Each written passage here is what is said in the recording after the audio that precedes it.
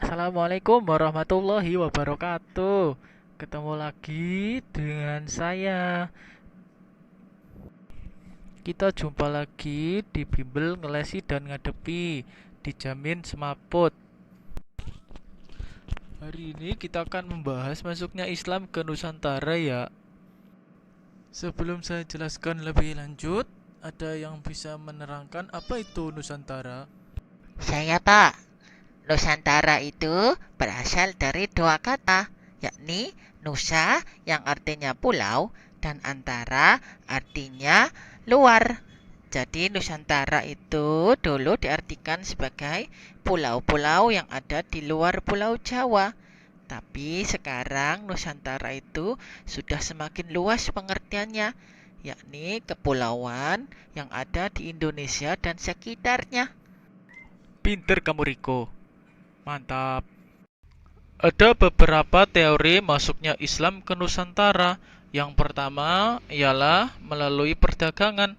Sejak abad ke-7 hingga ke-16 Masehi, para pedagang Muslim dari Arab, Persia, dan India telah datang ke Nusantara untuk melakukan kegiatan perdagangan sekaligus menyebarkan ajaran Islam. Komunitas Islam semakin lama semakin banyak. Untuk orang-orang India Muslim sendiri, mereka membuat pemukiman yang diberi nama Pekojan, berasal dari kata koja atau khoja. Di Jakarta sendiri, Pekojan masih ada. Namanya diabadikan menjadi daerah Koja di Jakarta Utara. Jalur kedua dari Islamisasi yang terjadi di Nusantara ialah melalui perkawinan. Para pedagang Muslim yang datang ke Nusantara tinggal menetap di Nusantara, lalu menikahi wanita-wanita pribumi yang sudah diislamkan. Dari keluarga Muslim tersebut, kemudian berkembang menjadi masyarakat Muslim. Lalu, pada akhirnya, berdirilah kerajaan Islam. Jalur ketiga ialah pendidikan. Pendidikan mulai dari rumah, dari musala, dan dari masjid. Kemudian berkembang dalam bentuk asrama yang disebut dengan pondok pesantren. Pondok pesantren menerima semua lapisan masyarakat. Yang keempat ialah jalur tasawuf. Menurut Imam Al-Ghazali, ilmu tasawuf yakni ilmu untuk mendekatkan diri kepada Allah dengan cara membersihkan hati dan menyucikan jiwa guna memperoleh kebahagiaan sejati. Yang kelima yakni jalur kesenian. Kesenian merupakan salah satu unsur dalam kebudayaan, sedangkan kebudayaan memainkan peran yang sangat penting dalam proses Islamisasi di Nusantara. Faktor-faktor penyebab mudahnya masyarakat Nusantara menerima Islam. Yang pertama ialah syarat untuk masuk Islam yang sangat mudah, yakni cukup dengan membaca dua kalimat syahadat. Yang kedua ialah Islam tak mengenal kasta. Semua manusia sama di hadapan Allah. Hanya sekedar ketakwaan saja yang menentukan kemuliaan di sisi Allah. Yang ketiga, upacara-upacara keagamaan dalam Islam sangat sederhana sehingga menarik hati kalangan Hindu-Buddha.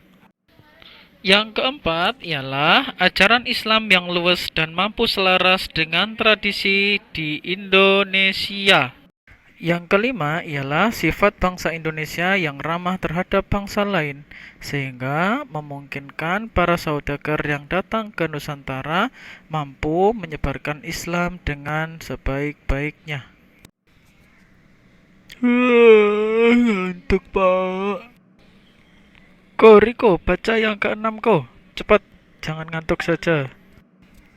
Yang keenam ialah runtuhnya Kerajaan Majapahit yang merupakan kerajaan Hindu terkuat di Nusantara. Bagus, bagus. Tolong perhatikan yang lebih serius ya. Sekarang kita akan membahas teori masuknya Islam ke Nusantara. Teori yang pertama ialah teori Gujarat. Teori ini menyebutkan jika Islam masuk ke Nusantara dibawa oleh pedagang Muslim dari Gujarat, India sejak abad ke-13.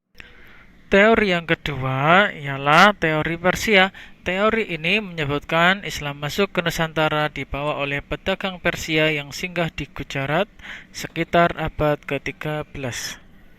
Teori yang ketiga menyebutkan bahwa Islam berasal dari Mekah, langsung dibawa ke Nusantara oleh para pedagang sekitar abad ke-7 Masehi. Teori ini disebut dengan teori Makkah. Riko, sini coba gantian presentasi. Capek saya mau duduk. Oke Pak, saya siap. Materi berikutnya adalah perkembangan Islam di Indonesia.